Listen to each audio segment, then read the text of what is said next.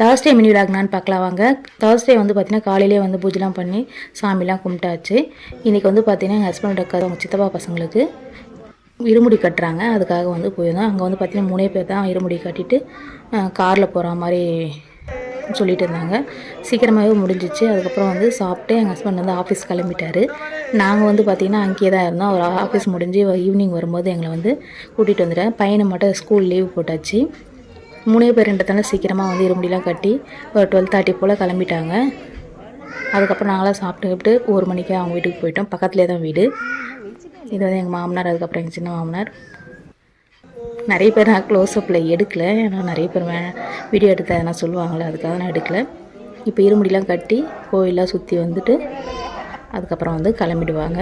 பாப்பா ஃபஸ்ட்டு வந்து பார்த்திங்கன்னா யாருக்கிட்டமே ஜெல்லாகலை. அதுக்கப்புறம் வந்து கிளம்பும் போது நல்லா வந்து விளையாடிட்டு இருந்தாங்க. Bye friends.